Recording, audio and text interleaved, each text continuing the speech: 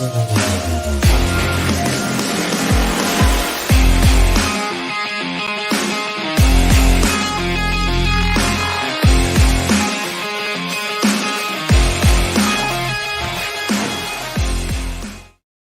everybody, and welcome to a brand new episode of the Hot Mic here on the Outlaw Nation channel. I am the Outlaw John Rocha, joined as always by Jeff Sneider, the Sneider himself. We're going a little bit early. Jeff, how are you feeling? How are you doing? How are things? Oh, I'm good, Johnny boy. There you go. We are ready and excited to be jumping in to everything we got going on here on the Hot Mic. There's so much to discuss. Certainly the Bradley Cooper drama. We got some Margot Robbie making that sweet, sweet cash. A New York Times article on TikTok.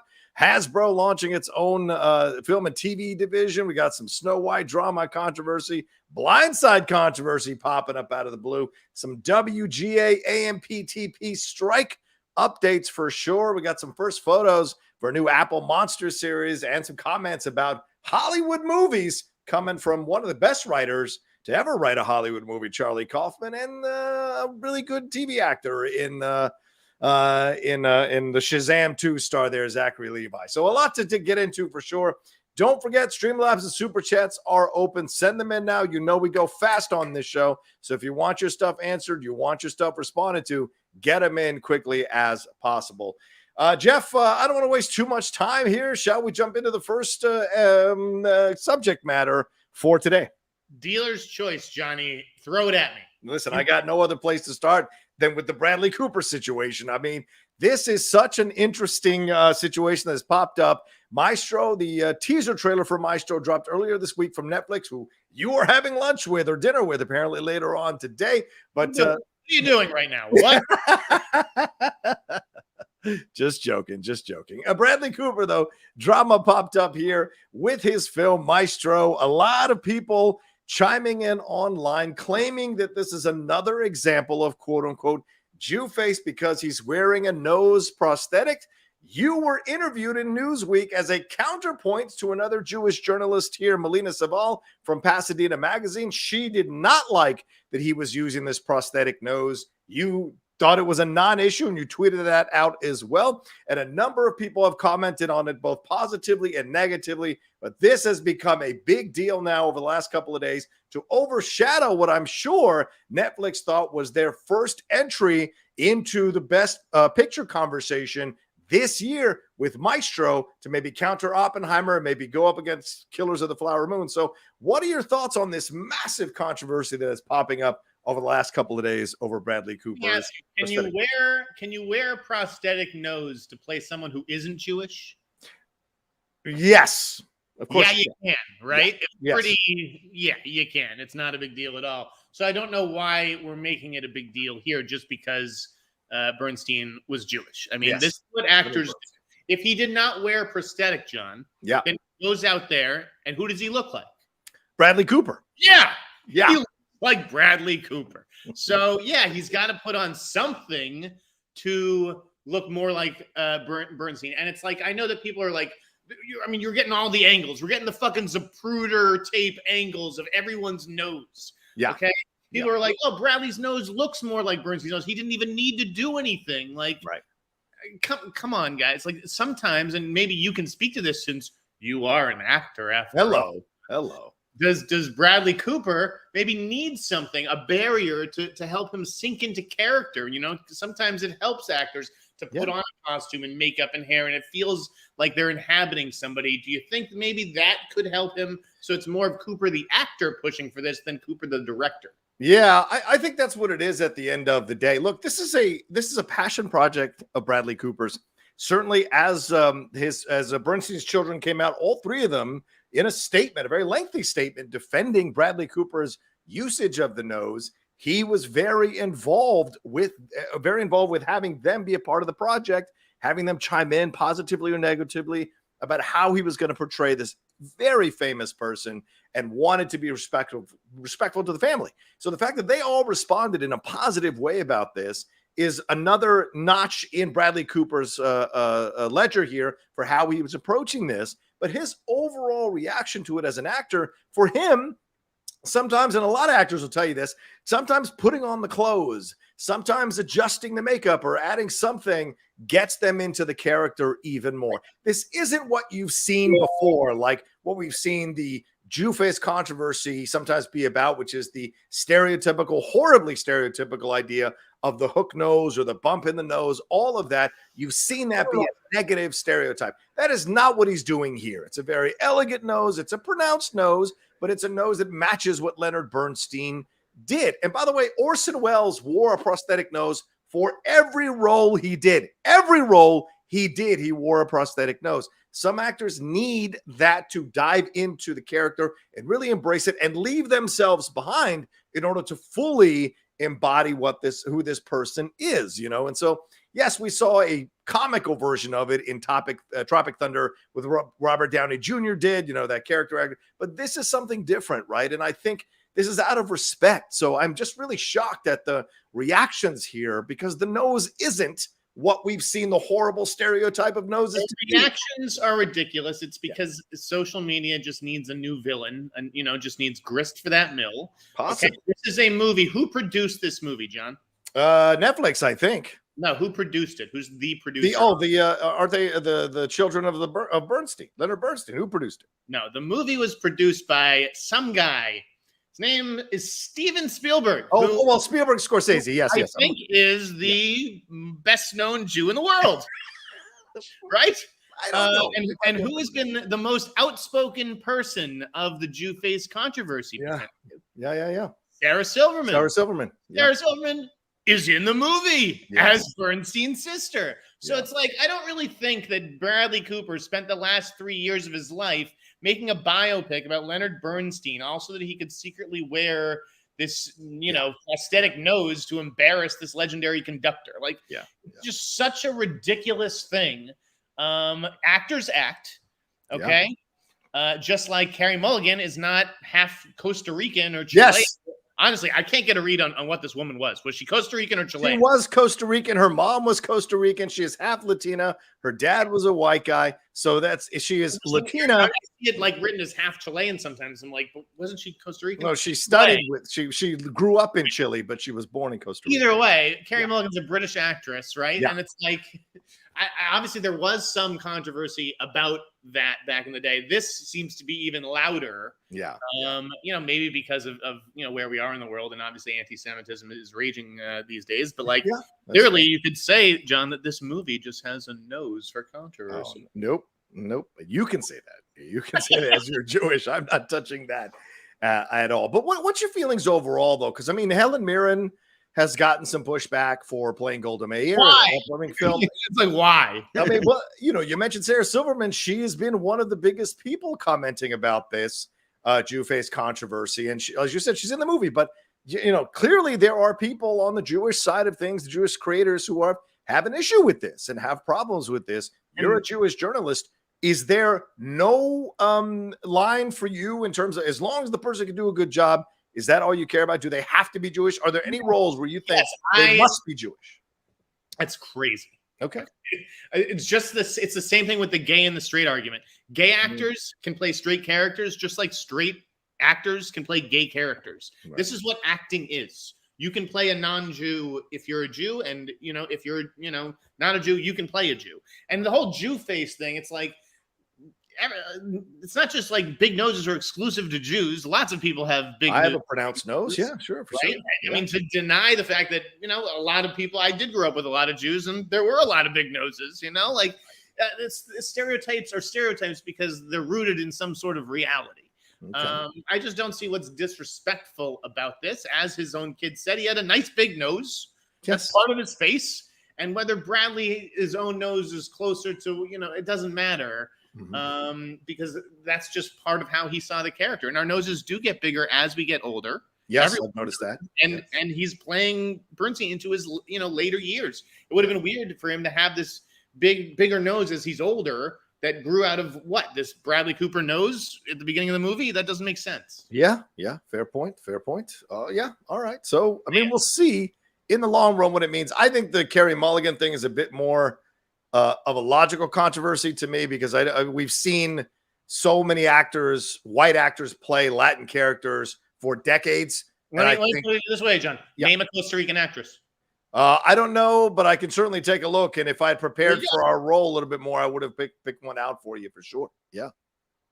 But yeah, well, hold on, Jeff, because I get your point, and you're trying to win easy points on a layup. But actually, let me come up with a Kareem Abdul-Jabbar block on you here and say the reason you can't name any is because Hollywood has been racist towards casting Costa Rican actors and actresses and Latino actors and actresses for decades in this country. So don't give me this shit that like there's no good Costa Rican actresses around. There are plenty. It's the fact that they've never had opportunities to get into certain roles to be seen and highlighted. So don't give me that shit that it's just like, oh, you can't name them, therefore, there's nobody else. Bullshit. So it's just a matter of opportunity. That's the situation. Are you frozen right now, or is your hands up like that permanently?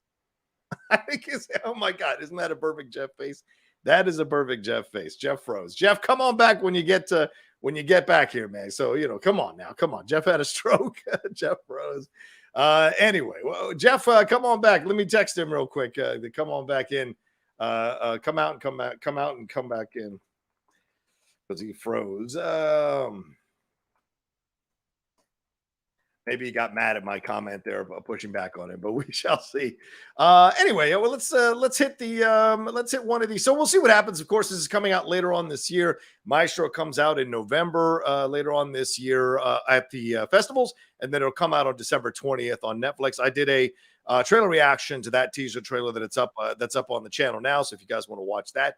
While Jeff is coming back in, just a reminder to please subscribe to the channel down below and hit that bell button so you see when we're dropping new episodes of the Hot Mic when we have to change times like we did today. There you go. You're back again. What happened? Apparently the Costa Rican mob came after you, Jeff, for your comments. So yeah, exactly. All right, well, let's move on to the next thing here, Jeff. Let's talk a little. Let's move off a controversial topic. Let's take a little breath here. And Margot Robbie here making $50 million for being a part of Barbie. This is such an interesting thing going on. I'm sure Greta Gerwig's going to make millions of dollars of this. Do you think this is an appropriate amount for her to be making for a $1.2 billion movie, or do you think this should be more? What are your thoughts on hearing this news about how much Margot Robbie's making? I can't believe I let you get the last word in on the Carey Mulligan thing. Okay, fine. What's your comeback? My internet froze, but it's about finding the best actress for the role. Okay? I agree. It's also about creating an atmosphere where Costa Rican actresses can audition for roles, be cast in them, and it be okay with Hollywood, which has not been the case. You know what? Let them audition 1,000 Costa Rican actresses. The likelihood that they're going to find someone better than who's more talented than Carey Mulligan is thin. That's the case. But go ahead. Okay. Very xenophobic, but go ahead. Yes, go ahead. Margot Robbie deserves every fucking red cent of this money. Are you kidding me? This was a fucking problem project that they had trouble developing, that they did not know what to do with. I mean, fucking Amy Schumer was going to Barbie. Do you think we're talking $1 billion, let alone $2 billion? Like, you think we're talking about $500 million if it's Amy Schumer? No. I think we're talking a flop if we're talking Amy Schumer, to be honest. So Margot Robbie, and it's not just what she does as Barbie and on the screen, as an actress. She produced this movie. Yes, she did. Yes. That's where I bet if 20 to 30 million is her acting fee, which is completely reasonable. When you look at Dwayne Johnson and Ryan Reynolds are getting fucking paid these days. Yeah. I mean, she has an Oscar nomination under her belt, or two potentially. I forget. Yeah, two, I think it is. But it's like if she's getting 20 to 30 just for acting, then another 20 for producing is, of course, it's completely reasonable. Yeah. She convinced Greta Gerwig to do this. Yes. She bought into Greta's vision and, protected her from the studio. I mean, Greta is not, really, I mean, I guess she did Little Women for Sony, but she doesn't have a ton of experience being a studio filmmaker, particularly on a piece of IP like this. That's really important, not just to Warner Brothers, but to Mattel. So I think that Margot really had to do a lot politically to get this movie to where it is and in the shape that it's in. Yeah. And she absolutely should be reaping the rewards. And I hope Greta, if not making 50, is probably making between 20 and 25, I hope. Yeah, I mean, look, this is an incredible thing. We've seen, Jeff, you and I, we've been around the industry, you a little bit longer than me, but certainly we've seen, well, a few years longer than me, but we've seen certainly where people pay lip service to this idea of female empowerment, right? And we see actresses go, I'm going to do this and I'm going to do that. And then they're working for 6 male directors, or they're hiring male directors. This is a woman who has Margot Robbie, who through her Lucky Chap Entertainment label has produced Promising Young Woman, Birds of Prey, Maid, and now Barbie. So, I mean, this is a very strong track record of a woman who wants to work with women. She walks the walk and talks the talk, and that is a good thing overall. 50 million to me is on the low end of what she should be getting for this, because she's such a marvelous part of this movie as a producer, as an actress. But, that's how this goes and how the current negotiation system is set up. But this was not a 3-picture deal, or, if this launches a franchise. So she's going to get really, really paid the second time around when they do a sequel to this, if they even do a sequel to this. But look, just as what it is now, she deserves an incredible amount of credit for the success of this. And from the reports coming out, it is now bested The Dark Knight. It is on its way to getting close to Harry Potter level, and even close to Top Gun Maverick level here. So this is an incredible film to be doing this so quickly, Jeff, in its run, don't you think? It's absolutely. I mean, and it seems insane. Yes. That Warner Brothers didn't it announce a decision that it's going to Max soon? Yes. Yeah. What? Have you ever heard of, pivot, changing, adapting your business plan? Yeah. Due to circumstances? Like, what are you doing putting this movie on home video right now? That would be a bad decision. I did want to back up because go ahead. Okay. So before we end the Maestro conversation. Oh, wow. We're still talking about this. Okay, go ahead. Yes. But this is different. Okay. Do you remember that 2 weeks ago on this show? Uh-oh. Are you getting me in trouble? I said that I had heard something, and I didn't want to share it because it was mean. Oh. Do you remember that? I don't, but you tell me that all the time. So I know I don't. So what is the thing that's mean that you didn't want to share 2 weeks ago, but you can share now? What is I wanted to share it in lieu of all this, Maestro and yes. I think, I want to see it. Sure. I think A Star Is Born was my favorite movie the year that it came out. Yeah.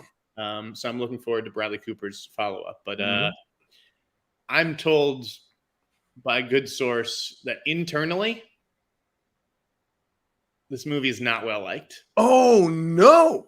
At Netflix. And that Bradley Cooper thinks he's made a masterpiece. Oh, no.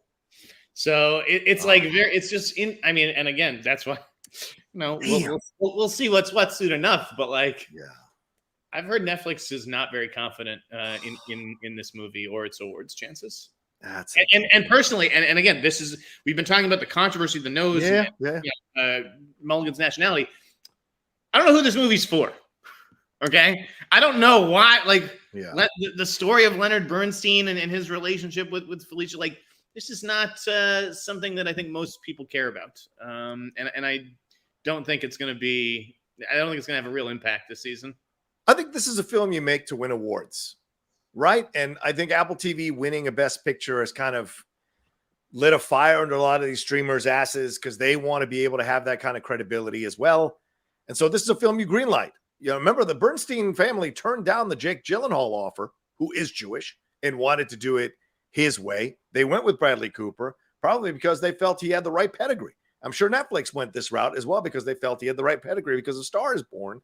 So the fact that he might be blinded to how bad the film might be, or not 100% what it should be because he thinks it's a masterpiece, this could be a real interesting situation down the road. Because if the film comes out and gets negative reviews like Blonde got, like some of Mank got, even though Mank got nominations, this could be something that is an internal thing with Netflix where they're not making the right decisions when it comes to these prestigious films.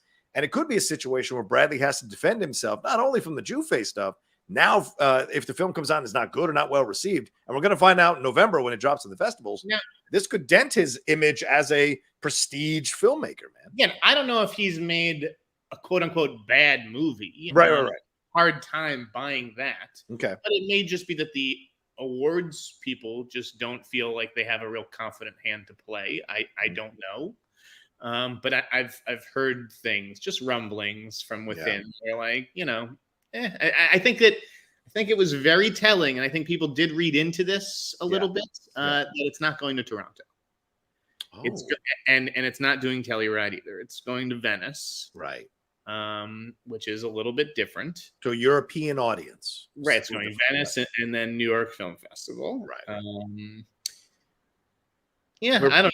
I'm not someone who reads into what festival you're at. Are you closing night or opening night? And what does this say about this? Like, I just like in general as a reporter, whether it was Bradley Cooper directing it or Steven Spielberg or whether it was Jake Gyllenhaal playing him or whatever, I was just like, Gershwin, whether it's the Gershwin stuff or Bernstein, who cares? Like Mozart and Beethoven, that's one thing. And I get that these guys are sort of our modern day versions of Bernstein. But like our Sondheim, I don't know. Like this is not going to be a big movie. Okay, all right. Good to know. Good to know about that situation overall. But I hope it's a good one. But if it isn't, I'm going to be real sad because I like Bernstein. Obviously, I grew up on West Side Story, the original, so that's how I knew Leonard Bernstein. Then I guess it's Bernstein. I guess someone's saying Bernstein. Sorry, Bernstein. The wrong the whole time. Yeah. I don't mean to dead name him. Yeah, Bernstein. I apologize. But yeah, this is something that I'm looking forward to and hoping it's good. And, putting aside the Carey Mulligan issues and whatever, I still want to have a good movie and enjoy this interpretation. But I mean, I liked what we got in the trailer. But you could see it going awry. And you ask who this is for. I mean, who was a person who created the nuclear bomb for? How many people were clamoring for a 1940s film about a guy with mental health issues who ends up creating a bomb that destroys? I guess that's fair. You know what I'm saying? Like, I'm just saying, how many people were looking for that? I'm looking forward to this movie. I didn't share this 2 weeks ago because I did feel like it was kind of mean and unnecessary. But now that I've seen the teaser and there's all this stuff in the air about it and we're talking about it, I was like, all right, I'll let it. Well, going back to the Barbie thing, you're right. It is set to arrive on digital on September 5th, which is about two and a half weeks away, Jeff, which is kind of crazy. It's available for pre-order on Amazon for $19.99 already. $19.99. So, I mean, why would you do this? Isn't this shooting yourself in the foot? Wouldn't you want it to have it run as long as possible? Or do they think the fall season will eventually turn on Barbie? Or do they see the numbers slowing down on the box office situation? I mean, that's what numbers do generally. Yeah. They slow down, especially when you open like Barbie did. So that's going to happen. I don't know if it's just like, we want to still like we've made more money in our wildest dreams than we thought we were going to make on Barbie. Now let's use it to boost subscriptions on Max, and maybe it gets a stock bump. I don't know. Yeah, I guess I just don't see the logic in that at all.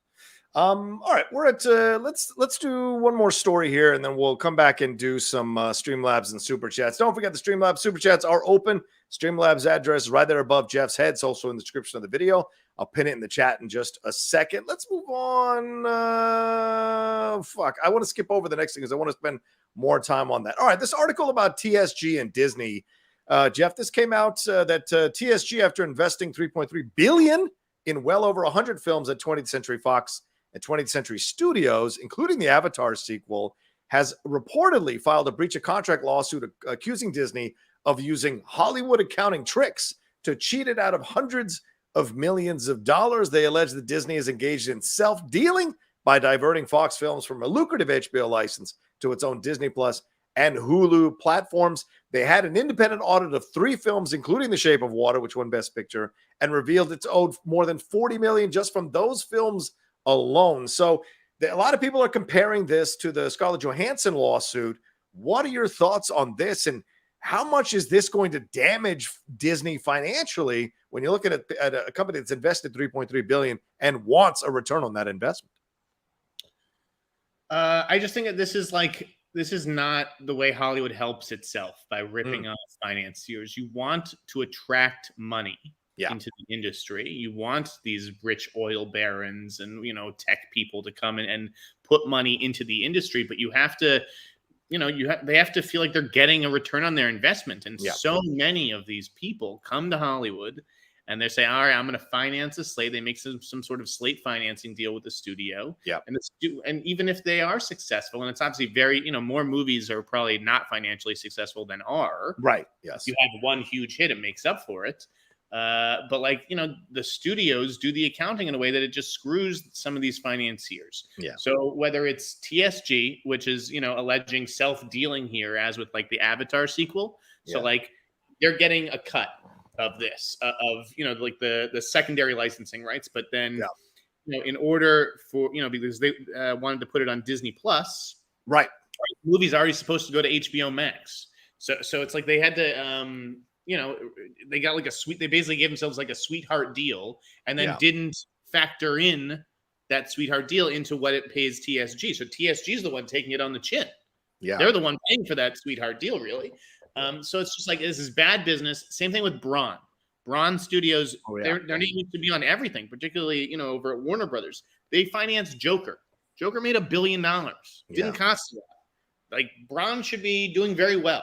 Braun went bankrupt a few weeks ago. Okay, so I'm not accusing Warner Brothers of fucking with them or anything. It may have just been a series of some bad bets over there, but like, this is not what you want. You want Braun and TSG and these companies to stick around for 20, 25 years, not flame out after 5 or and sue you after 10. Yeah, I know. It's all so, with the strikes happening at the same time as all this stuff is happening and coming out. I mean, it just shows you that there is. What's the end goal here? What's the end game of all of this, Jeff? Because the studios are going to, like Charlton Heston, you have to pry their books out of their cold, dead hands before they open them. But what is the breaking point at some point where you have to actually expose what's been going on with these studios, how they've been manipulating the money? And do we have to suffer like tobacco company level kind of lawsuits before they finally stop double dealing like this?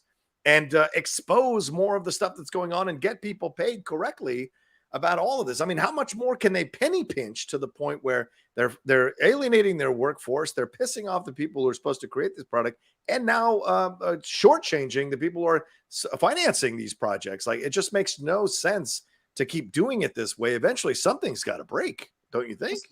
There's incredible largesse on the part of studios. They think it takes an army. Yeah. I mean, you've been on some of these studio lots. Like, how many people there are really necessary? Last night, I checked in for a press screening, or maybe it wasn't last night. It was, earlier this week. Checked in for a press screening. You know how many people were there? How many? 6 publicists. Wow. What do you need 6 publicists for? 2 tables. It's just like, it's like when you just see people standing around, like movie theater employees just standing around, basically, and it's like, could you get back there and help? Like, look at this line. I just like, I don't know, man. Like, what do you need all these people for? Studios waste so much money. Yeah. Right. Yeah. It goes both ways, because if they're going to be paying out more, people are going to lose their jobs. So I mean, it's going to be an interesting thing how it pares down. And with WB, what they did, just cutting and cutting and cutting. These studios more and more. We talked about last week with Iger and Apple, the idea of Iger trying to sell off certain parts of Disney in order to make themselves possibly more appealing to Apple so they can cover their largesse, as you said. This is something that we're going to see happen more and more, and I think there should be more exposés of this coming out. There should be deeper investigations of this stuff coming out. It's insane that movies like Harry Potter or franchise like Harry Potter have not made their money back, or Men in Black hasn't made its money. Like, what are you talking about? Or Forrest Gump. Hank, that was like my first initiation to Hank saying that he never made a dime off Forrest Gump, because the studio keeps claiming they lose money on that film, which is insane. But it's tough, though, when you've got something like Penske Media owning all of these outlets, and these outlets who would normally investigate this kind of stuff have to stay buddy with the studio so people will click on their link. So it's kind of, I feel like it's imploding upon itself, Jeff. It seems. I got to tell you, though, like, some of it is about the entertainment press corps that you have. Yeah. So when I was at Variety, I worked with Rachel Abrams, and Rachel Abrams was a great financial reporter who could get that kind of stuff. And that now she's at the New York Times. I mean, I don't know another entertainment reporter who's made that kind of leap. Necessarily. And it's just like, I don't know that there is a reporter out there who could get the financial documents and get looks into some of these books and actually prove some of the things that, I feel very comfortable alleging here on this podcast.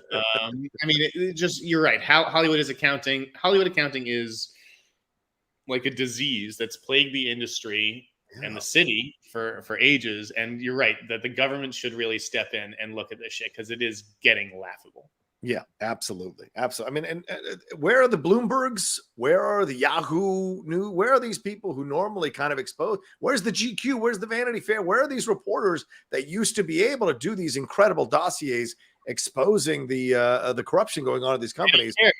They're doing Me Too stories and Time's Up stories and that kind of stuff, which is great. Obviously reporters, exposing that kind of stuff. Don't get me wrong, but that is where the money to do those sort of larger investigations go. It's follow the bad behavior and less follow the money these days. Right. And look, I see this comment from Michael Terrell Ford III. I want to bring this up saying the United States government, yes, they're a massive business. Okay. Warner Brothers is not owning a black box theater doing one man shows there on a Saturday night. They're a massive business. All these studios are massive business on the scale of regular companies that you don't associate with making fairy tale fantasy movies. They're on that level. So therefore, yes, the United States government, like they would do with US Steel or coal or oil, absolutely, or gas, absolutely has to look into this stuff and see what's going on here. Because if there's corruption,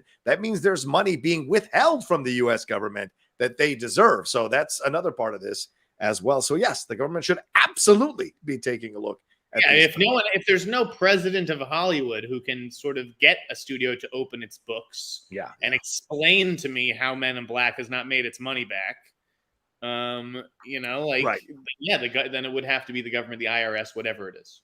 Yeah, and I think that would be the dangerous part. Michael follows up by saying, I get that. It's the same government that is pro-business for decades, for sure. Yeah, you want to foster business, but it's the Republicans who kind of push the pro-business. Democrats, maybe not so much overall, though some do, for sure. So you'd have to find the right balance before they finally take a look at the studios, for sure. So we'll see.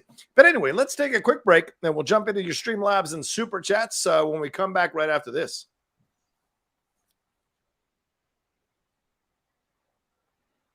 All right, there's 500 of you watching us right now on this afternoon here on Thursday. We appreciate it madly. Please make sure you hit a like on the video and subscribe to the channel. Really, the number one thing, subscribe to the channel.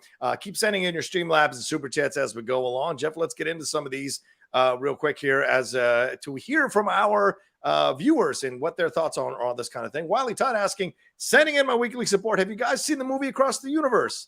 Thoughts, Jeff? Yeah, I saw it. Better soundtrack than it was a movie. I will agree it has a good soundtrack.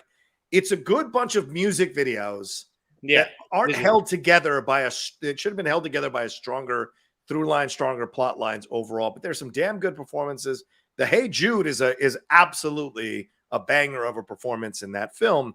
But overall, it wasn't strong enough. And this is why the director of the film, who also did Titus and also did Lion King on Broadway, doesn't direct movies much anymore. So.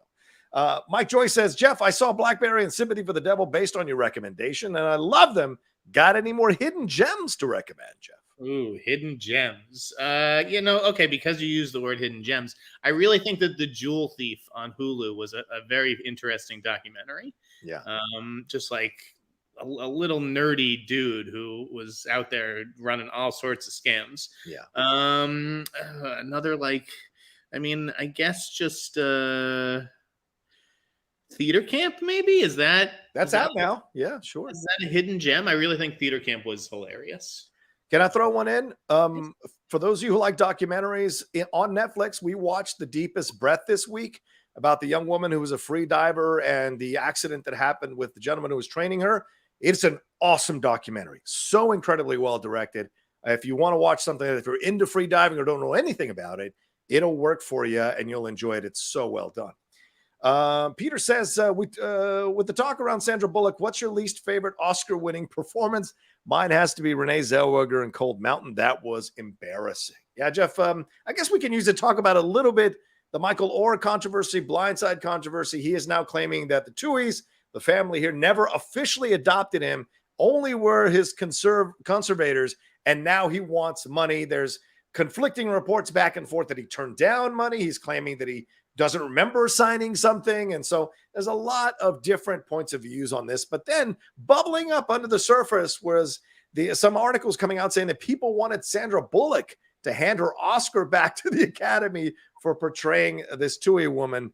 What are your thoughts on that? And then what are your thoughts on the worst or least favorite Oscar winning performance? I don't know that I have I'm stumped as far as a least favorite. I would need like a whole list of I'll tell you my least favorite nomination, which is the Johnny Depp, Jack Sparrow. I cannot believe he got nominated for Pirates of the Caribbean. I can't believe that. Okay. Like that's just wild to me. But the Michael, I mean, that's a tricky one. I don't know who to believe there. I don't know if it really is like, well, they didn't actually adopt me and they screwed me and they just, wanted to make money off me. Or if it was like, maybe it wasn't signed, but like you were our son and we didn't try to screw you. We loved you. And as it turns out, you made it to the NFL, you play for 4 or 5 years. That's how long these guys typically play. I'm going to have a 20 to 30 year speaking career because of this movie and this story. And we have made a lot of money off of it. I don't know who to believe there. It's a tough do I think Sandra Bullock should give her Oscar back? That's obviously ridiculous. Yeah, it's ridiculous. She gave the performance. The people voted for it. Even if the story isn't true, like, again, why do we need this? Did she only win because it was a true story and we could all feel good about ourselves for voting for her? Like, I don't know. And now that it's not true, we feel like cheated. I don't get it. It doesn't matter to me whether something's like, and it was a true story. Like, I like the follow-up that someone tweeted out. I can't remember who it was. It tweeted out saying they should do a follow-up movie where we show the darker underbelly of this relationship and everything went down. I was like, that might be a great way to kind of solve the situation, to show what this woman was really like and challenge Sandra Bullock to play a villain, an overt villain in a movie. That could be really interesting. The famous both sides from Sneider says all in the game. You got to love that one. How dare someone be able to think like and hold two things at the same time? We're living in a black and white world. Sneider thinks in gray. Great, dude. Toto Dal Dundee says, hey, just want to say I love you guys and thank you for an amazing weekly show. My favorite content on YouTube. Thank you, Toto Dal. Very kind of you. Skyfree_EXC says, love the show, guys. I just really want to hear Jeff say he looks like a ghoul. One more time, please. No Matt Smith as Reed Richards for me either. Jeff. The guy looks like a ghoul. Okay? Not gabagool, a ghoul. But I did want to say, so I've thought about, the Reed Richards thing for the last couple of weeks. Okay. What do you want to see? Now that we're like, who do you want to play this guy? Because I have thought about my guy. So I love how you love to spring shit on me and then expect me to come up with it and I look like an idiot. Yeah, I'll give you. Then you can go ahead. You go first. The more I think about it, because we did an interview this week with an Emmy-nominated director. Above the Line did. Yeah, Above the Line. Yeah, of a show called Ted Lasso. Oh. And I'm like, Sudeikis, if we're talking about Vanessa Kirby and Joseph Quinn being cast, right? Please shut your mouth. What? You don't think he would make a great Reed Richards? No. Jason Sudeikis? Especially with what I know about what went on behind the scenes on season 3 of Ted Lasso, and I know about it. No, I don't want him anywhere near. He's entitled to do whatever the fuck he wants, as far as I'm concerned. He's entitled to do it. I don't want him. He can run his show however the fuck he wants. When he steps into the Marvel universe, it's not gonna be like that. Okay. I could totally see the hair. I think he's funny. I think you need an element of humor. I think he's great with Brits. These two, we're talking about Vanessa Kirby being cast. True. It's just like, I don't. No, man. Sudeikis, He doesn't radiate genius. He doesn't radiate genius. I don't think you? So. No, not Jason Sudeikis. You know who'd be fun, but they won't do it? And you mentioned him already 2 weeks ago. Eben Moss Bachrach. After that second season of The Bear. As Reed Richards? As Reed Richards. Because that guy is intelligent.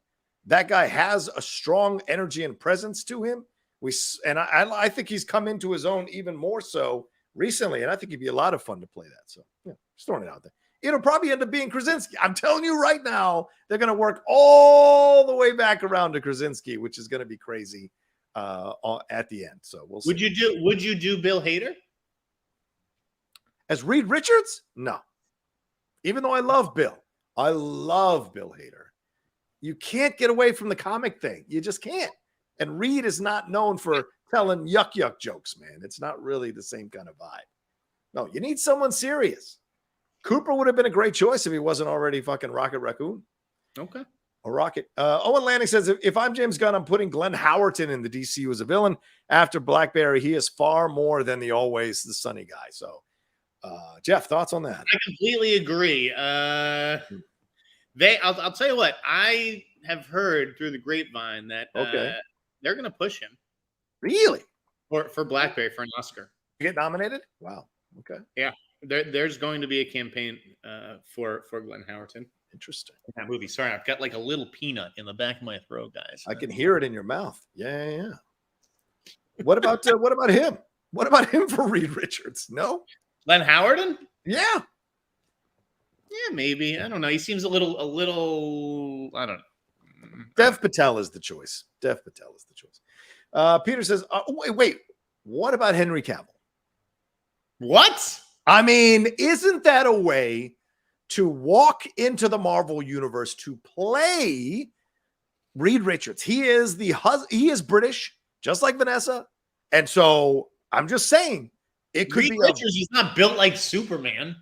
Yeah, you tell me he can't slim down. Henry got big for the role. Henry can slim down.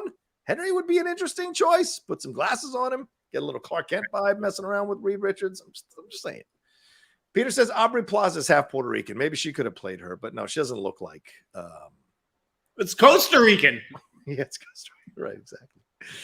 Robert, why are you doing your Harry Carey? It's Costa Rican, man. Robert Giaquinta says, any interest in Landscape with Invisible Hand? Had no idea it was coming out this weekend. I like Corey Finley's previous work. I'm not aware of this. I was sent a screener for this. I had no idea who this was, so I didn't watch it. What are your thoughts on this? This is an interesting, watchable movie that is not good. Okay. First of all, I mean, I still can't believe that they did not change the title. I mean, Landscape with Invisible Hand. You guys should have seen Frosty and I after this screening at Sundance, because the publicist like cornered us and asked what we thought, and we're like, listen, X, Y, and Z, but like this title is maybe the worst title in the history of fucking cinema. Who is going to see a movie called Landscape with Invisible Hand? Like, again, it's a very weird fucking movie. I mean, it's like aliens. It's like an alien invasion thing, and they watch us for their own entertainment, and it's bizarre. But Tiffany Haddish, Josh Hamilton are really good. I just can't recommend it. And this is the guy who directed Bad Education, which I thought was a really good film. Really good. With Hugh Jackman and Allison Janney. And Thoroughbreds. Right. And 2 episodes of We Crashed. So clearly a good director. Talented guy.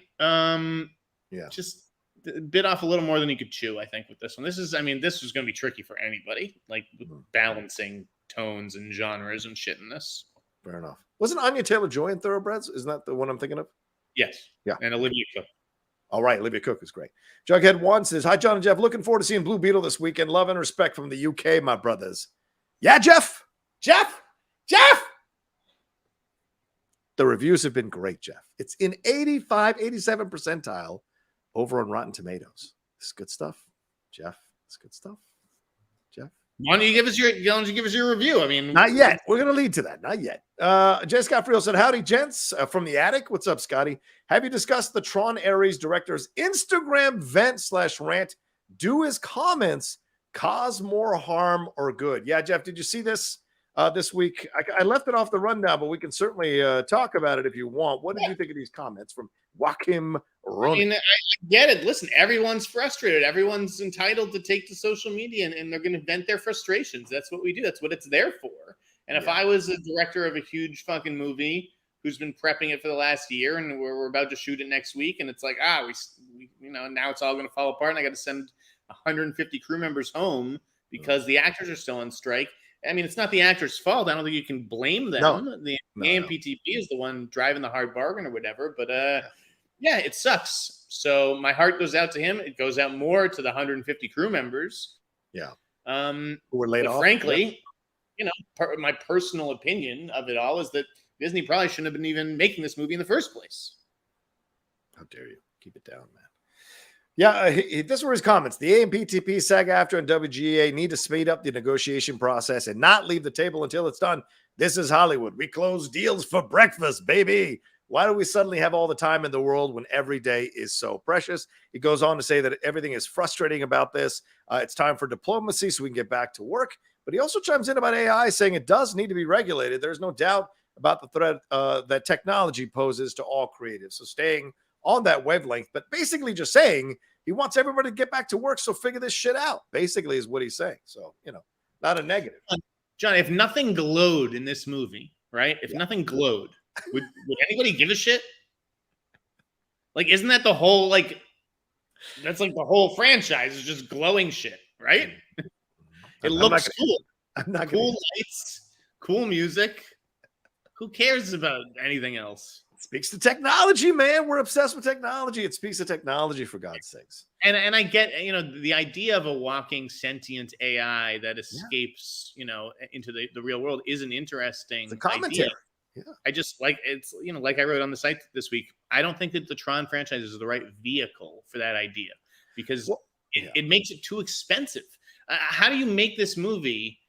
I mean, I don't know what the budget of this one is, or if it's more or less than Tron Legacy, but you have to account for COVID costs now, which could add, up to $15 to $30 million to a budget or whatever. The last one got to $400 million. Are we living in the same marketplace where this one could get to $400 million? Yeah. Or, I just don't see how this makes money for them. Yeah. It would have to be like a Matrix type level movie that no one saw coming as a third installment in a franchise that has very much been a niche franchise. Like every one of those films has not come out and been a massive box office success, either Legacy or the original Tron.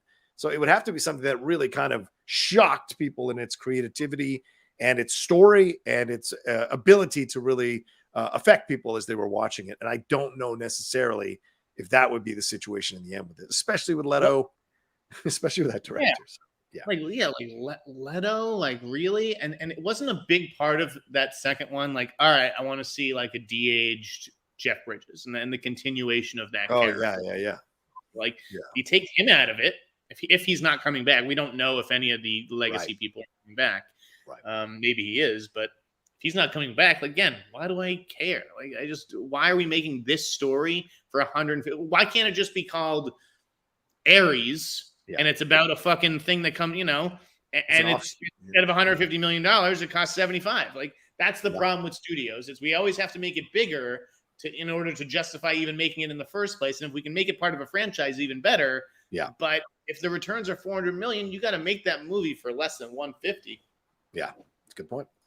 I mean, look at The Creator, 87 million, and it's getting a lot of buzz already from people who watch these trailers. Yeah. Right. And again, if they came back and said, Jeff, Tron Ares actually is going to cost $90 million, I would say, okay, that's a good investment. Yeah, I would agree with that. But I have a hard time buying it. I don't know how you do that movie for $90 million, to be honest with you, because of where you're setting it. All right, let's hit some of these Streamlabs, and then we'll move on to some more topics. Love said, have you heard any movement on the remake of the 100-year-old man who climbed out the window and disappeared?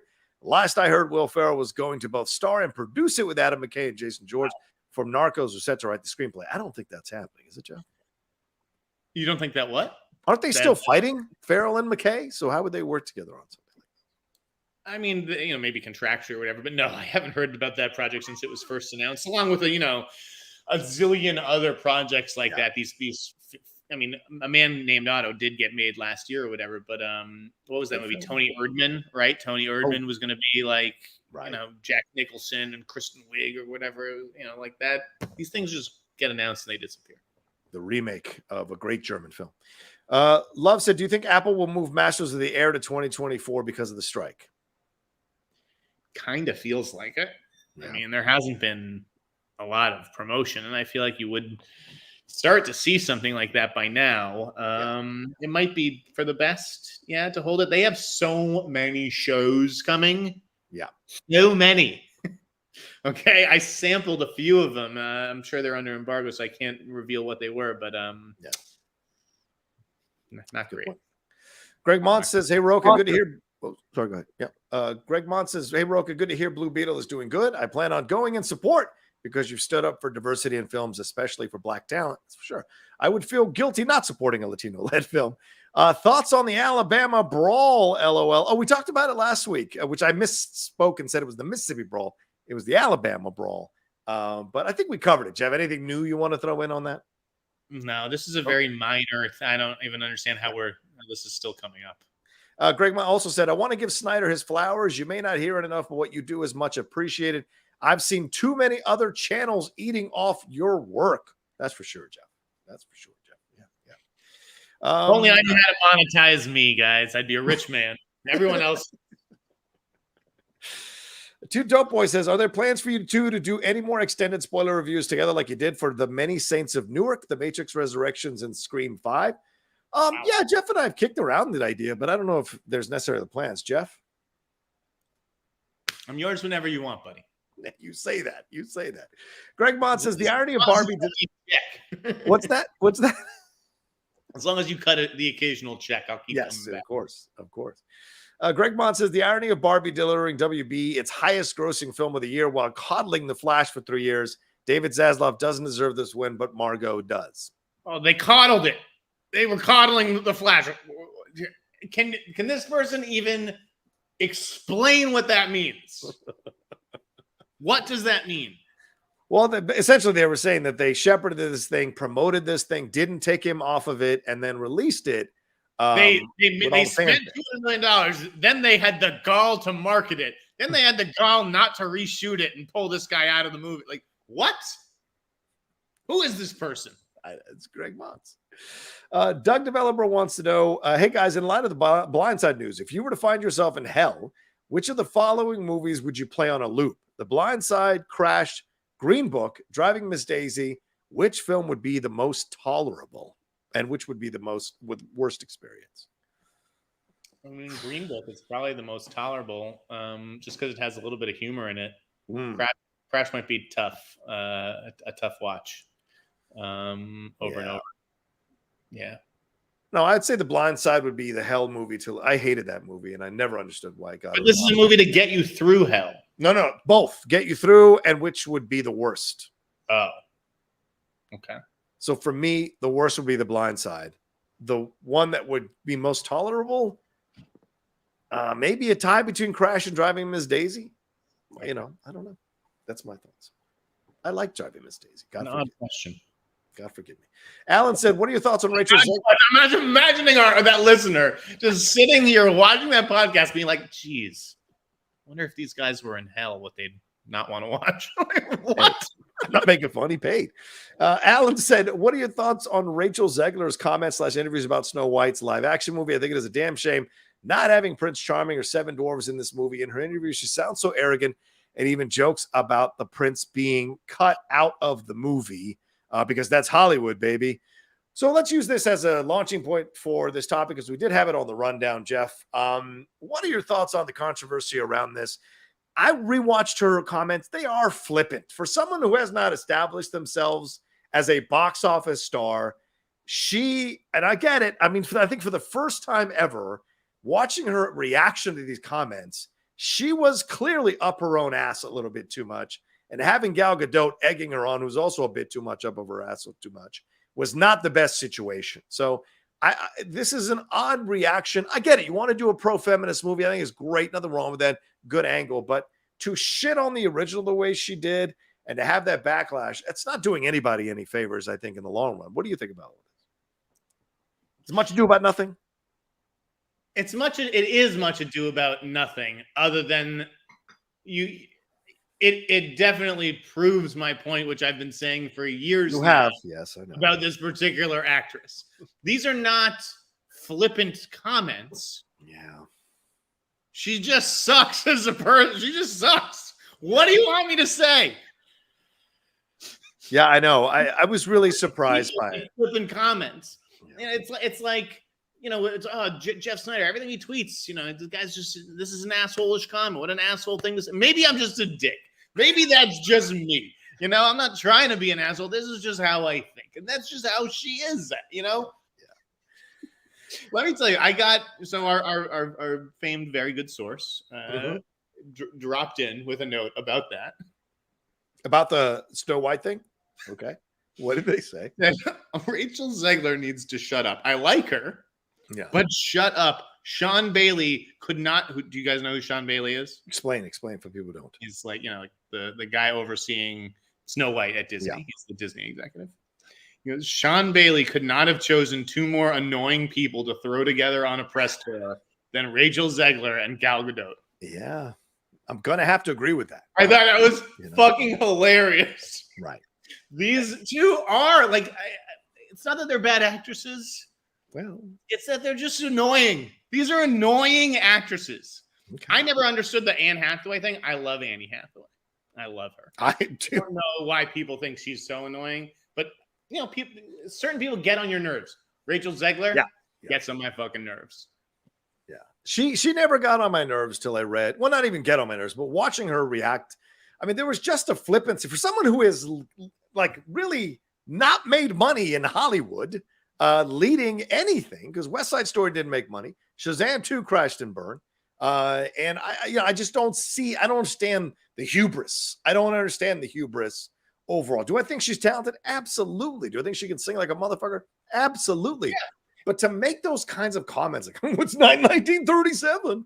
And what she's supposed to say, though, like if that is her thing, where it's like we're making this more feminist talent, and you're right, like Snow White, it's just about getting kissed by a prince or whatever the fuck it is. Right. Like I understand that our fairy tales are problematic, and that she's playing social justice warrior by pointing out that they're problematic and correcting it going forward. But again, she's just annoying about it. It's the way you go about things. I'm still going to see The Hunger Games. I think that looks really good. Yeah. It's not that I'm not going to go see Rachel Zegler's movies, right? But like every single interview with her is fucking cringe to the max. Well, and I think you look at the way Kay Cannon and Camila Cabello handled doing their version of Cinderella, right? That was also an updated approach, more feminist approach. She was a girl boss. That's what they wanted. And the way they went about speaking about it, they didn't shit on the original one. They just said, we want to take a new direction. We want to update it for 2023. We found elements of the original that just felt like they were of that time, but we want to move on. Now, this is not me saying everybody needs to kowtow these mouthy women. That's not what I'm saying at all. I think I love the fact that there are outspoken women in the world. The Lady Hello is no wallflower. But I think there are ways of doing this. When you want to get people into the theater, when you want to get people to watch your movie, there's a way, especially a Disney movie, there's a way to go about it so that you're appealing to everybody so that you can make the most money. And for someone, again, who has not had a box office success, the last thing you want to do is to keep shooting yourself in the foot in the way you're interacting with this. So for me personally, it's the first time I've ever agreed with Jeff on Rachel Zegler. I watched those comments. I'm like, what are you doing? Like, I don't have I'm really not upset about the content of what she said. It's just the tone. Right. It's the tone. It's the tone. Almost speak your mind. Of course. Yeah, right. You're entitled to your opinion, but of course. Oh God. No, it is not like saying uppity black people. Shut the fuck up. That's not even remotely. We don't need racism. This isn't about racism. We're allowed to criticize people of other races. That's equality. If two dudes were saying the same thing about something they were interpreting, I'd be also going up in their asses as well. Come on. And we do that on this show many times. You all must be new here. All right, let's see. So anything more to say? And were you surprised that Gal Gadot was saying, I actually had to audition for this role? I mean, I'm a little surprised by that anyway. She should have to audition for every role. I agree with that 100%. Anything you want to say on Heart of Stone? You wanted to put that on since we're talking Gal Gadot. Did you watch it? I watched 30 minutes of that thing, which is all I could handle. I didn't review it, and I just kind of moved on with my life. Did you watch it? I did watch the whole thing. It actually, it looks okay. It has a certain sheen to it and scope, and the soundtrack actually wasn't bad, but just so forgettable. Yeah. Just so instantaneous. I could barely remember a goddamn thing about it. Yeah. I say 30 minutes in, I was like, this is terrible. She's not good again in this film. And the film itself is not well constructed either. So you saw 30 minutes of it. So I don't know that you can say the film wasn't well constructed. Okay, sure. But because I've learned my lesson there. It's like if you're going to criticize movies, watch the whole thing. If you walked out, you can say you walked out. But it's bland. It's just like every other fucking Netflix action movie, except for the Extraction movies. I do like those. The Extraction movies are fucking great. That sequel was awesome. Wait, real quick before we jump into another break, Jeff, one of the producers of Winning Time tweeted out that he wants people to promote this show because the numbers are down for the second season and they're afraid they're going to cancel it. And this is a show that's a favorite of the Hot Mic. Both of us love Winning Time. What can we do to promote this to get people to watch this show on Max? Jeff. We can talk about it here, and I can tell you that I've seen the whole season and it's fantastic. I don't know what else I can do besides that. I mean, Max is either going to spend money to promote this thing or not. I thought, I tweeted, I think it was in May or something, that they were going to give it a real push during the NBA Finals. They did not do that. Yeah. They basically, I think that there was that the teaser came out like before the last game of the NBA Finals or something. Yeah. The finals were basically over by the time HBO started on this whole campaign. And I think that they should have advertised it more during the NBA playoffs and everything. Yeah. I also get that it's like a niche thing. Like people, they like sports because they like the real drama of it. Yeah. Who's gonna win and who's going to lose. I don't know that they necessarily need to see reenactments of games that they already know what's going to happen. Even though, I think it's fascinating as a Celtics fan. Right. I don't know if a Pacers fan feels the same way about this show. You've got this is a perfect example. Brian Brawler saying it's on Apple TV, right? Not Max. That tells you how little they've promoted the movie that Bryant doesn't know that it is on Max, not on Apple TV. It's an HBO show. That's what no one knows. Right. I mean, that's the thing. Why are we even talking about Max? This is HBO. Everyone should know that. It's an HBO show. 100%. All right, well, let's take a quick break, and we're going to jump into some more topics here, especially a big topic on the New York Times article and Tik Takers right after we come back after this. All right, y'all, keep sending in your StreamLabs and Super Chats. We got almost 600 of you watching us right now. Make sure you hit a like on the video, subscribe to the channel, and leave a comment down below if you're watching later, and a lot of you do. Jeff, let's move on to our next topic here. This one having to do with the New York Times article here that was profiling what I've come to discover is a thing called MovieTok on TikTok, profiling some reviewers who are on TikTok and have large followings, and the way they speak about movies, the way they approach movies, and the way they're being paid by studios anywhere from $1,000 to $30,000 to promote movies overall. And some people were profiled here on this and spoke about it. I look at Brian Lucius, who's saying a lot of us don't trust critics. And he said that they watch movies and are just looking for something to critique. Fans watch movies looking for entertainment. This is just an extension of what we've seen growing over the last few years, Jeff, a difference between the critics and the fans who watch these movies. What was your thoughts? And there was a lot of pushback and a lot of people calling out this article as being disingenuous and how it was portraying a lot of people in MovieTok. And then a lot of people came after it saying that this shows you the level of critique that you're getting and accusing these people of being positive about movies because the studios are paying them to be positive about movies, which is an age-old accusation. What are your thoughts on this article and the reactions? I mean, I thought it was sad and depressing, but I think that there's, the line has been blurring between critics and influencers for years, and this is what it leads to. Yeah. Okay? I think that there's a lot of influencers out there. I don't know why I can't speak all of a sudden, who think that they are critics because they are criticizing a movie. Yes. But I think that once you accept money, it changes your status. I mean, it basically makes you a promotional partner. Yep.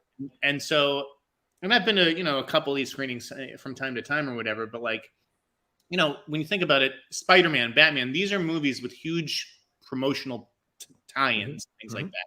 They have their own screenings for those people. So we're going to have the Coca-Cola people, the McDonald's people. They have screenings on the lot for those people. And those are the screenings that influencers belong in. Yeah. Not press screenings. I think that I think that the blurring of, okay, well, this is a screening for press and influencers, and then the press sees the influencers, right? And again, these are not the same people, but and they have different functions. I think it's. I mean, is part of me jealous? Is part of you jealous? I assume so. No. But if I hear one of these fucking guys getting 10 grand, I don't care. Movie, I wish I was getting that, but I also don't have the reach of this person, probably. Sure. Not that I think that this person is actually influencing ticket sales. That's the thing. I have a friend, I have a buddy, Matt, who all the time he says, "Oh, this person's so famous, 8 million followers on TikTok." How many followers do they have on Twitter? 400. I mean, it's just like, this is a different platform with different metrics, and just because someone has millions of followers, it's not like they have millions of followers on Instagram or Twitter or whatever. And it doesn't translate necessarily to box office. I mean, can one? It's funny. I had an off the record conversation yesterday with an Indy exec, and he said for his business, not for Barbie or Batman, like you can't move the needle on something like that. But for an indie movie, one TikTok post, if you catch, the right one, that could affect your opening weekends. Yes. Right. So I do think it's a different thing between indies and these studio blockbusters. Right. But yeah, part of me was a little bummed that, like, not that I couldn't go get on TikTok right now and become some influencer, but that's not what I want to do. And it's sad that that's what people aspire to now. Yeah, I mean, I saw David Chen on TikTok do a really good 2.5-minute video about this stuff, and kind of telling the young TikTokers, like, be careful with journalists. They have their agenda. You have your agenda, and rarely do they come together in the same place. But also saying that, look, people made fun of Ebert when he first started doing the thumbs up, thumbs down, and saying he was devaluing film criticism by turning it into something simple like that. And so he likened it to that every time there's a change. And of course, we go back to the 1950s when Truffaut and all of them initially started out as film critics who were bashing the old established film critics who weren't real. So this is just rebellion within the film criticism community that happens every few decades, right? It just happens. I get it. I think there is something positive for the smaller movies for sure. But I mean, this idea that these people are going to be paid by studios and then somehow be seen as independent creators, I think is ridiculous. I don't trust any of them if they're paid by a studio. I don't get paid by a studio. Never have to my recollection. Do I get swag and put it on my shirt? But it's up to me to do it if I want to do it at all. But no studios ever. You do feel a little pressure to post the stuff that you get, don't you? Only because it means I won't get some more stuff down the road. And who doesn't want free shirts or whatever? So to me, it's that simple. But the idea of getting paid, Jeff, I liken it to what was happening before we left a certain outlet. And someone was saying you can only post positive stuff, only talk positively about movies. The reason I start the show is not so that I could somehow make, a lot and sell us out. It's just not my thing, my instinct to be able to do that. So I don't necessarily chase that. But I will say this, the article opened my eyes to the idea that I could be doing 1-minute videos on TikTok that are informative about film, that are my points of views about film, that could be a lot of fun, where I'm not chasing doing those kinds of things. No, I don't have any judgment on the people. I don't trust their judgment, but I don't have any judgment on them. I know Straw Hat Goofy. I've met him a couple times. He's a really decent fellow, but there are other people who are carnivorous at work in that, and they are like fake as fuck. They work rooms. They try to connect with publicists and people involved in the studio. They try to make themselves seem more important when really they're nothing. And I've seen that happen a number of times. Straw Hat Goofy, though, gets paid, right? Yes, Straw Hat does get paid, yes. And he's smart. He's a former advertising copywriter. He's smart. And that's what he's doing. He's advertising. Right. He's an advertising arm of the studio. Yes. Do you think that he's trustworthy? Why would anyone be trustworthy if they're being paid to say good things? So even if he actually genuinely loved the movie, you've put that I can't trust you on it by accepting the payment. That's just, that's like the definition of sort of how this whole thing works. Yeah, I don't care how they spin it. If you get paid, I can't trust your judgment. No, but I really love the movie. I'm being honest. I really loved it. It doesn't matter, okay? Because you're compromised because you accepted the money. Like, I don't like. does that not compute? I mean, get your bag, but you can't have both. You can't have both. Well, it just speaks to, again, the times that we're in, which is that people don't want the truth. They want, oh, I think the Flash looks good. I want to go on TikTok and follow people who are going to tell me the Flash looks good and it is good and blah, blah, blah, blah.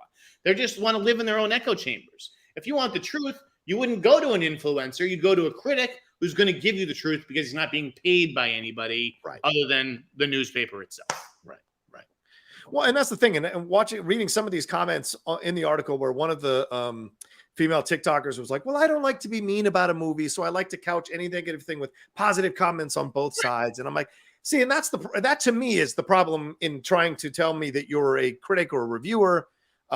Because if you can't be honest, I don't mean take out the knives and cut something up. I mean, if you can't just be honest about the things you didn't like about a movie and you're afraid to say the things you didn't like about a movie, I think there's a danger there. But by the same token, Jeff, you and I both know people who have received death threats as critics because of their opinions on movies. So it's a weird line to be walking. And I think it's a constantly changing landscape when it comes to reviewers, influencers, critics, pundits, what have you, in this situation. So, it's just tough because I think a lot of critics would make the transition to influencer if they thought that they could. I mean, I just don't want to be a 40-year-old man on TikTok. I mean, maybe I could. Maybe I was born to be on TikTok. There are plenty of 40-year-old men on TikTok, Jeff. I'm sure there are. Like I said, my friend who just can't get enough TikTok. He's on it all the time. I'm like, are you serious? Yeah.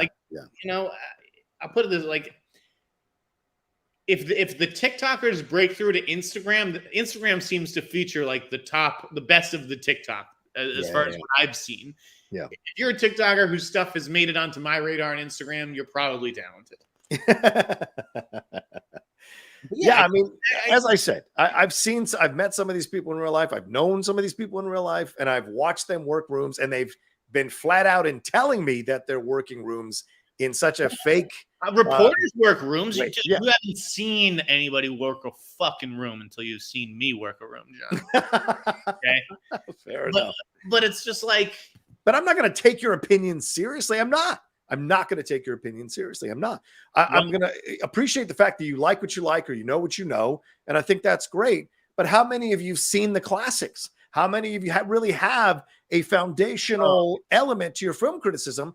Because the directors that you're criticizing or the films that you're criticizing were made by directors influenced by those classic films. They haven't even heard of movies from the 70s. They haven't seen movies from 20 years ago, and they haven't heard of movies from the 70s. Right. And look, we're a couple of old men screaming, so what the fuck do these young people care? Yeah, it's like, I get it. Let you want critics who are sort of your age and references and that kind of stuff. You don't need me constantly being like, you haven't seen this, you haven't seen this. Like, that may not be fun, but at the same time, these people are not critics. They shouldn't be trusted. And they're just mouthpieces for studios. But I also think the studios bear some responsibility for this because they want to do this. I mean, this kind of ties back to what we talked about last week with that letter, that email that was sent. He was basically saying, look, I know what you're doing. I would like to get screening ahead of time so that I can write for it for this prestigious outlet. And so there was an element of truth and validity to what he was saying because these influencers and the studios want these influencers because they think that it's going to make them a lot of money. They want to put them front in line. And they want promotion. Yeah, promotion. Exactly. They're just trying to get butts into the theater, John. That's all they're trying. That's what a review is. They're not actually curious what this person thinks. They're just seeing it as an advertisement in a major newspaper or on a major website for the movie. Whether the person loves it, hates it, doesn't matter. It's an advertisement. That's what basically a review is. And watching them all clutch their pearls. What should we do about the strikes? And basically saying, how can I make money? How can I make money now that this is going away? That's basically what that all was, man. So, to me, it just was like, come on. There's validity, and then there's a little bit of shadiness, I think, with some of that situation. All these people are shady, and they won't last. I mean, who knows? I don't know. I never know with these things because social media is crazy. I never know. And TikTok to me is an overwhelming thing. Last in the sense that, maybe they'll last with their audiences on TikTok or whatever, but studios will eventually wise up and realize, well, we paid $300,000 or $500,000 of our budget to influencers, we didn't see the results. So why are we spending this money this way? Yeah. but I get that may be better spent for them than like, all right, we're going to advertise on Slate or Paste. Right. And, it's going to be, some normal 40 or 50-year-old film critic reviewing. You make a point. Good point. Because I used to have advertising on some of my shows here on the channel, or one of my shows on the channel, and we didn't do enough views. So they took off their advertising. So that's how it works. You got to kind of generate those views and do whatever you can to get those views to keep those people advertising on your channel. It's unfortunate. Right? Yeah. Huh? There's sticky view. There's stuff that we all just fucking see and forget about in 2 seconds later, and then there's stuff that sticks. Right. Exactly. And so you just got to be aware of that. That's the game. Yeah, exactly. Clairvoyant says any publicity is good publicity. Tell that to the Flash. Let's see. Let's move on to another thing. Hasbro is launching its own film and TV division. Jeff, do you like this idea? Do you think this is all brought about because of Barbie and watching Super Mario, both films making over $1 billion this year? Is Hasbro like, fuck this, we need to be getting in on this already? I mean, yeah, and they've had a film executive in the past, right? Right. Brian Goldner, who passed tragically, but yeah, it's they have to do it. Do they have the IP to do it? You got to find a real clever way into some of this stuff. You know, like what? Wait, there was an article, right? Variety today, was that it? No, it's just properties. What were the properties? Peppa Pig, G.I. Joe, what else? Transformers, Dungeons and Dragons, Nerf, Play-Doh, Magic the Gathering, which is massive, and My Little Pony. Like, that, yeah, when you hear that, it doesn't make sense. But yeah, they do have some stuff like Magic the Gathering, and I could see a fun Nerf movie being made. If like the Lego movie could be a hit, why couldn't Nerf, If a live action, I bet you a live action My Little Pony, if it was done right, could be a massive hit. It could be absolutely, especially because, like, I don't know if people have watched my full disclosure, Michael Vogel, member of the Geek Buddies, an executive producer on My Little Pony for a number of years. They had a much more modern approach to things than what you saw in the original My Little Pony series, with this new interpretation of My Little Pony that talks about topical issues, politically topical issues within its show. So that could be an interesting way to modernize it in a live action format that would work for a lot of people, because that's what Barbie did. They modernized their approach to that story, and it made over $1 billion. So it's possible. Oh, yeah, I'd love a Hot Wheels movie. You kidding me? All right, let's move on to another topic here. Where's my list here? Indy 5 and MI7 set to lose $100 million respectively for their studios. Jeff, MI7 doing a little bit better than Indy 5 at $532 million worldwide, but in the end, not going to reach the $790 that its previous installment did. What do you think about this? Is this a timing situation? Is this just, unfortunate? Is it a budget situation? What are your thoughts on all of this? It is a budget situation. I mean, particularly with regards to Mission Impossible. That one was just, one pandemic delay after the next, and, testing, through the roof. It does. It adds up. It adds a lot to the budget. And these budgets, a movie it had to have been a Barbie or Top Gun Maverick level breakout in order to make their money back. You can't make movies at this price point and expect to make money without, penetrating the zeitgeist. It was also, a terrible release date. Yes. Right? A terrible release date. I mean, how would he know that Barbenheimer was going to blow up, though? I don't know. Wouldn't have. Again, Barbenheimer was projected to basically be a third the size that it turned out to be. Yep.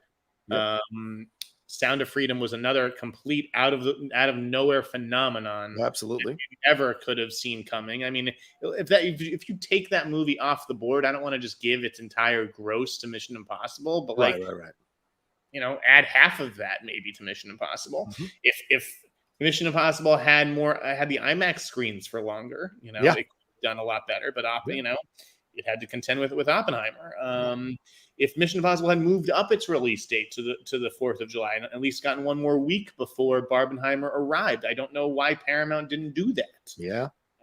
There's a lot of what ifs here that I think Tom Cruise is going to have to go back and sort of kick himself for. I think that he could have, again, cashed the movie better too. Yeah. I don't think Haley Atwell is a star.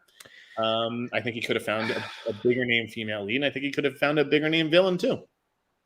I mean, I don't want to say you're wrong, because I thought Haley did a good job in the movie, but I don't know necessarily that Haley radiates star. I don't know that she does. It doesn't mean that she isn't great at what she does. She isn't beautiful. She isn't very good. incredibly talented. But does she get people into the theater? And I don't know necessarily that it's not that you need them. It's not that Mission Impossible has ever relied on that. Like Paula Patton, Carrie Russell, like, you know, it's never been like let's bring in the big va-va-voom Maggie Q, female lead. But like, does that help? But Tom's getting older. And so it like, you know, you want to have that balance. And Rebecca's in the movie for sure, but there are other people maybe they could have looked at. If it was Emma Stone or Jennifer Lawrence playing the thief Grace, yeah, I think it would have. So, you know, you get what you pay for. I'm sorry, Haley Atwell, good actress, very pretty, but not a draw. Same with Esai. Like, good actor. I liked what he did in the movie. If you know Esai is fucking Jake Gyllenhaal or something, that's a different thing. I want to go see Tom Cruise fight Jake Gyllenhaal the same way we wanted to see him fight Henry Cavill. Yeah, Tom Cruise. You know, there might be truth to what you're saying. There might be truth to what you're saying because Esai did a good job, but Jake may be a bigger draw. That's a fair point. Anybody would have been a bigger draw. Okay, you might have been a bigger draw. No, it's not true. Let's go to Writers Guild and AMPTP strike updates. I know we're getting close to the end of the show here, Jeff. I know you got to get going, but shit to do. Yeah, I know. So there were mixed results here, according to sources for the trades between the meeting that happened earlier this week between the WGA and AMPTP. We're 106 days into the strike. The WGA responded to the AMPTP's offers with sources for Variety indicating the WGA quote did bend slightly on a few items, but, quote, did not offer the significant concessions that the studio side was looking for in response to its own offer. SAG is still waiting to negotiate. Duncan Crabtree, Ireland, said, we are very eager to get back to the table with AMPTP. As we said every day, we're happy that they're back to the table with the WGA. So do you think this is all just for show, man, or do you think they're really trying to resolve this thing at this point, at this stage of the strike? I can't tell. Okay. Right? I mean, that's the thing. It's like you almost can't believe what the studio's doing or saying because, you know, it's they're all kind of duplicitous. But it does feel like there is some momentum and some room for optimism, some reason for optimism. So going back to, you know, my good source, this is kind of the way that they laid it out. They think, because I'd always heard that it was going to be SAG that they close the deal with first, and then the writers will come in after, right? That they need the actors back to promote the shit that they already, you know, are putting out. Right. So that they can shoot the scripts that they already have. Right. So it seemed to me like getting SAG back was always more important. This person said they're going to get the WGA deal done first so they can get writers back in the room again and restart the pipeline, right? Because that's where it all starts from is, you know, writers. So he thinks that they are working towards a WGA deal. The WGA is going to have to give on certain things. I mean, you're not going to get everything you want. So I don't know. I don't understand its seemingly militant stance. Yeah. Where it's like, these are the fucking things we want, and we're not fucking leaving until we fucking get every one of them. Like, that's not really how a negotiation works. So it is going to have to give. Yeah. The source thinks, or from what I've heard, is they you know, they're targeting Labor Day. They would love to get this all the WGA done by Labor Day and then SAG by mid-October. Okay. Because if you do that, then I think I'd read that if you get them back, if you get the actors back, the writers back by Labor Day and the actors back by October, right? Then the actors the writers can write the Law and Order episodes. Yeah. Right? September, October. Now you shoot Law and Order in November. Yeah. And you get Law and Order back on the air for February sweeps or, you know, whenever the fuck sweeps are. Yeah. Yet instead of a 22 episode season, like most, you still have a 12 or 13 episode season that ends on time next May. Yeah. Okay. There you go. All right. There are two of the topics, but I think we're running out of time here, Jeff. So let's hit these StreamLabs and Super Chats real quick and knock these out. And then we'll see if we have time to hit those real quick. Mellow Wilo says, Matt Bomber, Mr. Fantastic. No, pass. No. Pass. Hard pass. Haskell, what's up, Haskell? He says, hi, guys. Thoughts on you possibly going to be hit by a tropical storm with high winds, heavy rain, and big waves Sunday. Hard pass on weather in general. We don't like moisture here. Listen, it could be fun to watch the rain. But I'll be happy for the rain. I won't be happy if it becomes a hurricane, a devastating hurricane. And it has been decades since we had something like that in Southern California. Peter said, have either of you had a review used on advertising? Yes. Jeff, have you? Yes. Yeah. I've been on a few billboard, ads, billboards, stuff like that. The most prominent one is the one I have in my childhood bedroom, which is Patriots Day. Oh, nice. The movie America needs right now. Patriots Day, starring Mark Wahlberg. Big Wahlberg. It needs it. America, the whole country would all benefit if we could watch this one movie. I'm very proud to say that my little outlet has been used a couple times, and the most prominent one was for Top Gun Maverick. I was very blown away to be used in the TV commercials for Top Gun Maverick, have my name and the outlet credited. That was a very special thing for me, for sure. As I love that movie and I love Tom Cruise. My comic plan, cool. Put it on the poster. Yeah. My comic plan says, if I were Rachel Zegler's agent, I would tell her to shut up. You're literally ruining your movie and career. Shake my head. I feel like the publicists are telling her not to say these things, but Rachel's going to be Rachel, Let me ask you this. Why are we even doing interviews for Snow White right now? I know. It's not coming out till next G. Yeah. Why? Fair point.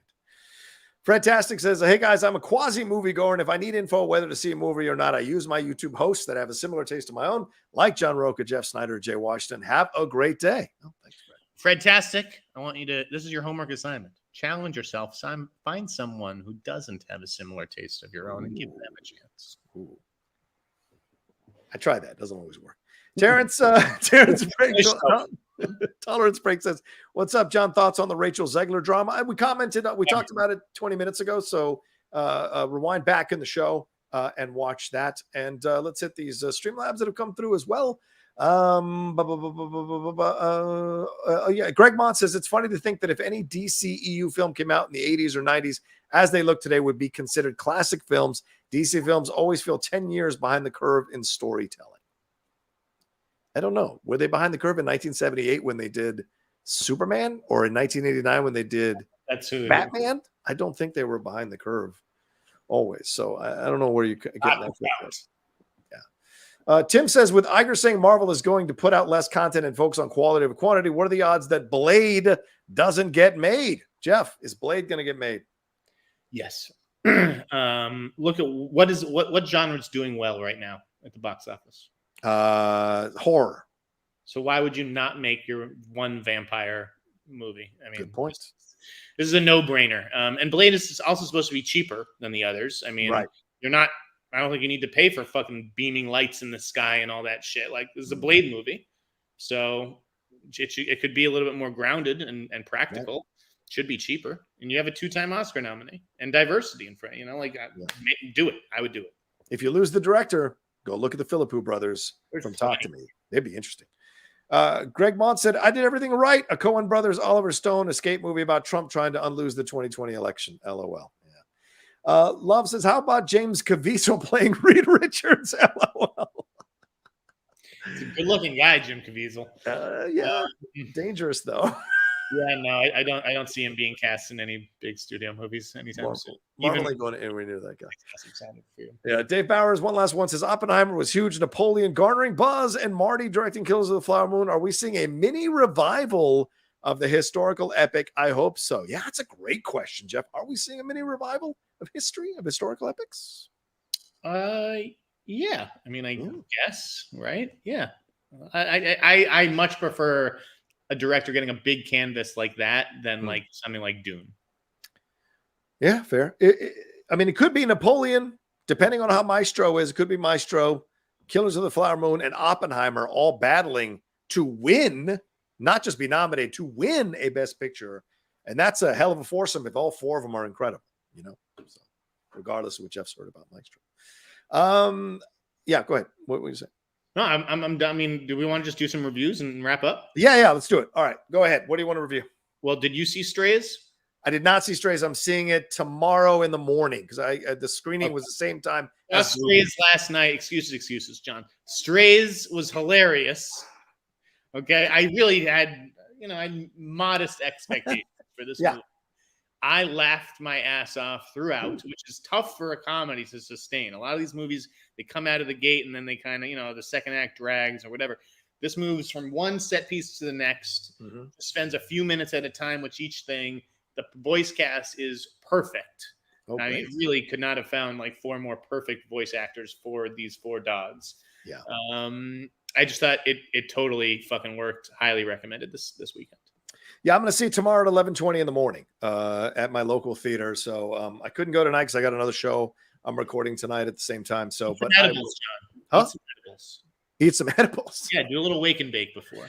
So now give me your Blue Beetle stuff. Oh my God. Blue Beetle is fantastic. I posted my non-spoiler review earlier today on the channel. It is such a breath of fresh air in the DC universe. I mean, after Flash, after Shazam 2, after the debacle and all the drama going on behind the scenes, will we get Aquaman 2? Will we not get Aquaman 2? All this madness, James Gunn, Superman Legacy, all this. It's nice to see a film come out that has a confident director behind it. You feel the confidence of Angel Manuel Soto, who understands what he's doing with the movie.